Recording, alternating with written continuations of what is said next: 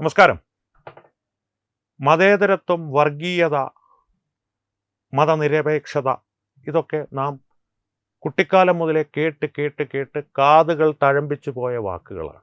അപ്പോൾ ഈ വാക്കുകളുടെ ഒരു അർത്ഥം എന്താണ് എന്ന് പലപ്പോഴും നാം ചിന്തിക്കാറില്ല. അർത്ഥത്തെക്കുറിച്ച് ചിന്തിക്കുവാനുമല്ല ഞാൻ നിങ്ങളോട് ഈ വീഡിയോയിൽ പറയുവാൻ പോകുന്നത്. ഈ വാക്കുകളുടെ എല്ലാം ഉത്തരവാദിത്തം ആർക്കാണ്? അത് എന്നും ഭാരതത്തിൽ അങ്ങോളം ഇങ്ങോളം, കേരളത്തിൽ പ്രത്യേകിച്ചും ഹിന്ദുക്കൾക്ക് മാത്രമാണ് എന്നുള്ളതാണ് നാം അനുഭവത്തിലൂടെ പഠിച്ച പാഠങ്ങൾ. ഒരു ഉദാഹരണം പറഞ്ഞു കഴിഞ്ഞാൽ, BJP സ്ഥാനാർത്ഥിക്ക് ഗുരുവായൂരിൽ, അതായത് ഗുരുവായൂരപ്പൻ്റെ നാടായ ഗുരുവായൂരിൽ ഗുരുവായൂരപ്പൻ്റെ ഭക്തനായ ഒരു വ്യക്തി MLA ആയി ഉണ്ടാകണമെന്ന് പറയുവാനുള്ള അവകാശമില്ല.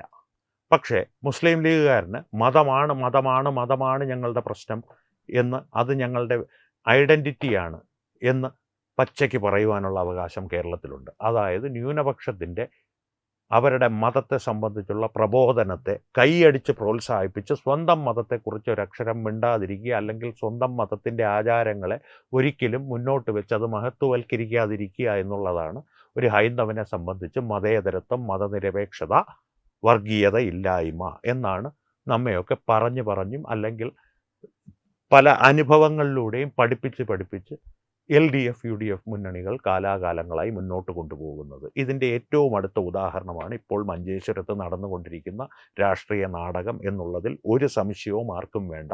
കാരണം K. സുരേന്ദ്രൻ എന്ന കരുത്തനായ BJP സ്ഥാനാർത്ഥിക്കെതിരെ ഇരു മുന്നണികളും ഏതാണ്ട് കൈകോർത്തിരിക്കുകയാണ്.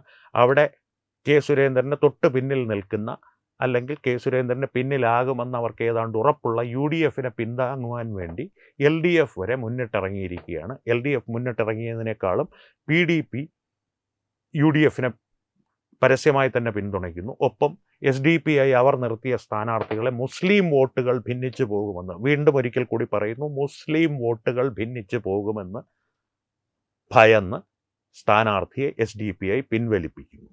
ഇത്തരത്തിലുള്ള രാഷ്ട്രീയ നാടകങ്ങൾ മഞ്ചേശ്വരത്ത് അരങ്ങേറിക്കൊണ്ടിരിക്കുകയാണ്. അപ്പോൾ ഇതിൽ ഈ മതനിരപേക്ഷതയുടെ കാര്യം ഞാൻ പറഞ്ഞല്ലോ. ഇതിൽ ഈ ഒരു മുസ്ലിം വർഗീയത എന്നുള്ളൊരു വാക്ക് കേരളത്തിൽ ഇരു മുന്നണികളും എപ്പോഴെങ്കിലും ഉപയോഗിച്ച് നിങ്ങൾ കേട്ടിട്ടുണ്ടോ? തീവ്ര ഹൈന്ദവത എന്നുള്ള കാര്യങ്ങൾ അവർ പറഞ്ഞു കേട്ടിട്ടുണ്ടാവും. ഹിന്ദുത്വ, തീവ്ര ഹിന്ദുത്വം എന്ന് പറഞ്ഞു കേട്ടിട്ടുണ്ടാവും.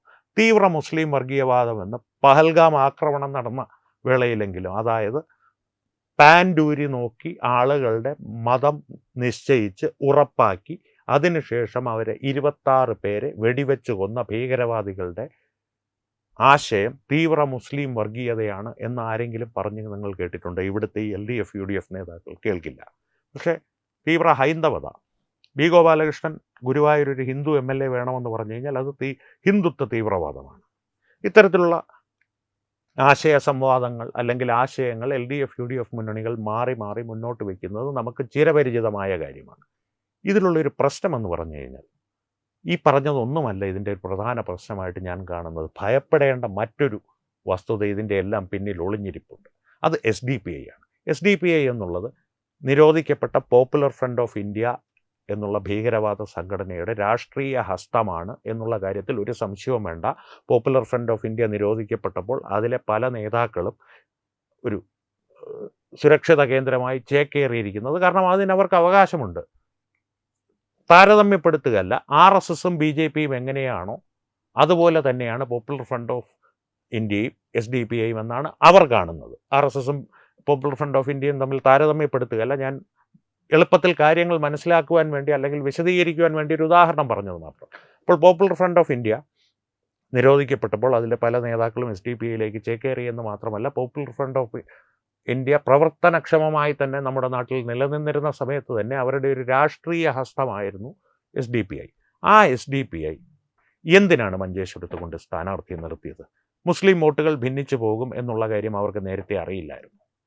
അവിടെയാണ് SDPIയുടെ പല രാജ്യങ്ങളിലും പല സംസ്ഥാനങ്ങളിലും അവർ ഉപയോഗിക്കുവാൻ ശ്രമിക്കുന്ന, ലണ്ടൻ പോലുള്ള രാജ്യങ്ങളിൽ ഈ ഇസ്ലാമിക ഭീകരവാദികൾ പരീക്ഷിച്ച് വിജയിച്ച ടാക്റ്റിക്കൽ വോട്ടിംഗ് എന്നുള്ള ഒരു തന്ത്രം വെളിച്ചത്ത് വരുന്നത്. ഈ ടാക്റ്റിക്കൽ വോട്ടിംഗ് എന്താണ്? SDPI അവിടെ ഒരു സ്ഥാനാർത്ഥിയെ നിർത്തി പിൻവലിപ്പിച്ചു. അതായത് UDFും ഒരു പരിധിവരെ പിന്നാമ്പുറങ്ങളിലൂടെ LDFും അപേക്ഷിച്ചതുകൊണ്ട് അവർ പിൻവലിപ്പിച്ചു സ്ഥാനാർത്ഥി. ഇനി ഇതിൻ്റെ ഫലം എന്ത് തന്നെ ആയിക്കോട്ടെ, ഈ ഇരു മുന്നണികൾക്കും ഒരു കടപ്പാട് SDPIയോട് അവിടെ ഉണ്ടായിക്കഴിഞ്ഞു. അതായത് SDPIയുടെ ഒരു മൃദുവായ നിയന്ത്രണം താൽക്കാലികമായിട്ടെങ്കിലും UDFന് മേൽ ശക്തമായും കുറച്ചുകൂടി ശക്തമായി LDFന് മേലും ഒരു മൃദുവായൊരു നിയന്ത്രണവും ഈ ഒരു സംഭവം കൊണ്ട് മാത്രം SDPIക്ക് അവിടെ ഉണ്ടായിക്കഴിഞ്ഞു. അതുകൊണ്ട് നാളെ കേരള സംസ്ഥാനത്തിൻ്റെ ഒരു പകുതിയോളം പിണറായി വിജയനോ അല്ലെങ്കിൽ VD സതീശനോ നാളെ മുഖ്യമന്ത്രിയായാൽ SDPIക്ക് എഴുതി കൊടുക്കുമെന്നല്ല ഞാൻ പറഞ്ഞത്. ഒരു കടപ്പാട്, ഒരു രാഷ്ട്രീയ കടപ്പാടുണ്ടല്ലോ. ഇനി തെക്കോട്ട് വന്നു കഴിഞ്ഞാൽ നേമം മണ്ഡലത്തിൽ കഴിഞ്ഞ തവണ 10,000 വോട്ടുകൾ തങ്ങൾ ശിവൻകുട്ടിക്കായി മറിച്ചു കുത്തിയിട്ടുണ്ട് എന്ന് SDPI പരസ്യ പ്രസ്താവന നടത്തിയതാണ്. ശിവൻകുട്ടി ഒരു കാലത്തും അത് നിഷേധിച്ചിട്ടുമില്ല. ഞാൻ നേരത്തെ പറഞ്ഞ കടപ്പാടിൻ്റെ പ്രതിഫലനമായിരുന്നു ഈ കഴിഞ്ഞ ദിവസം SDPI സംഘടിപ്പിച്ച മതേതര ഇഫ്താർ വിരുന്നിന് ശിവൻകുട്ടി നിറപുഞ്ചിരിയോടെ പോയി പങ്കെടുത്തത്. പറയുമ്പോൾ ശിവൻകുട്ടി വലിയ മതേതരനാണ്, ഇത്തരത്തിലുള്ള മത രാഷ്ട്രീയവാദികളുടെ ഒപ്പം ഒന്നും സഹകരിക്കാത്ത കമ്മ്യൂണിസ്റ്റ് പാർട്ടിയിൽ നിന്ന് വരുന്നയാളാണ്, കമ്മ്യൂണിസ്റ്റ് പാർട്ടിയുടെ കരുത്തനായ നേതാവാണ്, മുന്നണി പോരാളിയാണ്, ആനമയിലൊട്ടകമാണ് എന്നൊക്കെ ആണ് പ്രചാരണം. കമ്മ്യൂണിസ്റ്റ് പാർട്ടിയുടെ എല്ലാ നേതാക്കളും അത് തന്നെയാണ്. കാരണം കമ്മ്യൂണിസ്റ്റ് പാർട്ടിയുടെ പരമോന്നത നേതാവായ ഇറാനിൽ ഖംനേയി ആണെങ്കിൽ ഇവിടെ പിണറായി വിജയനാണല്ലോ പരമോന്നത നേതാവ്. അദ്ദേഹം വരെ കാന്തപുരത്തിൻ്റെ വേദി പങ്കിട്ടത് നാം കണ്ടതാണ്. സമസ്തയുടെ വേദി അങ്ങോട്ട് പോയി പങ്കിട്ടത്. പ്രധാനമന്ത്രിയെയും കാന്തപുരവുമായിട്ട് ഒരുമിച്ച് നിൽക്കുന്ന ഫോട്ടോ എടുത്തുകൊണ്ട് ആരും വരണ്ട, കാന്തപുരം പ്രധാനമന്ത്രിയെ അങ്ങോട്ട് പോയി സന്ദർശിച്ചാണ്. പ്രധാനമന്ത്രി മർക്കസിലേക്ക് ഇനി വന്നാൽ തന്നെ അത് രാഷ്ട്രീയ സന്ദർശനത്തിൻ്റെ ഭാഗമായിട്ട് വരുന്ന ഒരു കാര്യമായിരിക്കാം. അതും കാന്തപുരത്തിൻ്റെ പ്രസ്താവനയുമായിട്ട് കൂട്ടി വായിക്കുക. മുസ്ലിങ്ങൾക്ക് ഇവിടെ യാതൊരു ഭീഷണിയുമില്ല ഭാരതത്തിൽ എന്നുള്ളതുമായിട്ട് കൂട്ടി വായിച്ചിട്ട് അതിൻ്റെ ഒരു സന്തോഷസൂചകമായിട്ട് സന്ദർശിച്ചതാണ് എന്ന് കരുതിയാൽ മതി. അത് സന്ദർശിക്കുമെന്നല്ല ഞാൻ പറയുന്നത്, സാധ്യത വളരെ കുറവാണ് ഇനി സന്ദർശിച്ചാൽ തന്നെ എന്ന് ഒരു മുൻകൂർ ജാമ്യം എടുത്തതാണ്. പക്ഷേ പിണറായി വിജയനോ VD സതീശനോ കാന്തപുരം ഇവരെ രണ്ടുപേരെയും അവരുടെ ഓഫീസിൽ പോയി അല്ല സന്ദർശിച്ചത് ആദ്യം. അതിൻ്റെ ഒരു പ്രത്യുപകാരമായിട്ട് അല്ലെങ്കിൽ അതിൻ്റെ ഒരു ഉപകാരസ്മരണയായിട്ടോ അല്ലെങ്കിൽ സ്നേഹസ്മരണയായിട്ടോ ഒരു മറുസന്ദർശനം നടത്തിയതല്ല ഇവർ. കാന്തപുരത്തിൻ്റെ സമസ്തയുടെ 100ാം വാർഷിക വേളയിലോ എന്തോ ഒരു ആഘോഷം നടന്നപ്പോൾ ഇരുവരും മത്സരമായിരുന്നു ആ വേദി പങ്കിടുവാൻ. അത്തരത്തിലുള്ളൊരു ന്യൂനപക്ഷ പ്രീണനം, ന്യൂനപക്ഷ വർഗീയവാദികളുടെ പ്രീണനം. കാരണം ഇവരെല്ലാം വർഗീയവാദികളെന്ന് വിളിക്കുന്നത് കാലാകാലങ്ങളിൽ ഇവർ നടത്തിയ പ്രസ്താവനകൾ കൊണ്ട് തന്നെയാണ്, ഒരു സംശയവും വേണ്ട. യൂട്യൂബിലൊക്കെ ഒന്ന് തിരഞ്ഞു നോക്കിയാൽ ഇവരെല്ലാം കാലാകാലത്ത് നടത്തിയ പ്രസ്താവനകൾ നിങ്ങൾക്കിപ്പോഴും കൃത്യമായി തന്നെ ലഭ്യമാകും. അതിൻ്റെ ഓരോ വാക്കുകളും പരിശോധിച്ച് നോക്കുക. സ്ത്രീകളുടെ സ്വാതന്ത്ര്യത്തെ സംബന്ധിച്ച് കാന്തപുരമാണെങ്കിലും ജോസഫ് മാഷിൻ്റെ കൈ വെട്ടിയ സംഭവത്തെ ന്യായീകരിച്ചുകൊണ്ട് കൈയല്ല തലയാണ് വെട്ടേണ്ടതെന്ന് മുഹമ്മദിൻ്റെ കാലത്ത് നടന്ന ഒരു കഥ ഉദാഹരണമായി പറഞ്ഞുകൊണ്ട് മദനി പറയുന്ന വീഡിയോ ആണെങ്കിലും ഇതെല്ലാം ഇപ്പോഴും നിങ്ങൾക്ക് പൊതുമണ്ഡലങ്ങളിൽ ലഭ്യമാണ്. ഇത്തരത്തിലുള്ളൊരു സാഹചര്യം നിലനിൽക്കെ ഇവരെയെല്ലാം പ്രീണിപ്പിച്ച് ഒരുമിച്ച് നിർത്തി LDFും UDFും പ്രതിരോധിക്കുവാൻ ശ്രമിക്കുന്ന ഒരു മുന്നണി അല്ലേ ശരിക്കും മതേതര മുന്നണി, അല്ലെങ്കിൽ കേരളത്തിന് അഭികാമ്യമായ മുന്നണി എന്നുള്ളൊരു ചോദ്യം ഹിന്ദുക്കളുടെ ഇടയിൽ ഉയർന്നു തുടങ്ങിയിട്ടുണ്ട്.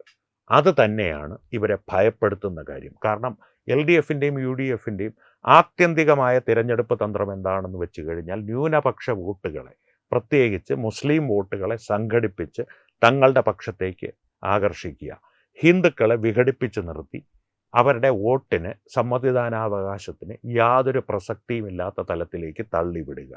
ഇതാണ് കാലാകാലങ്ങളായി LDF ആകട്ടെ UDF ആകട്ടെ അനുവർത്തിച്ചു വരുന്ന തിരഞ്ഞെടുപ്പ് തന്ത്രം.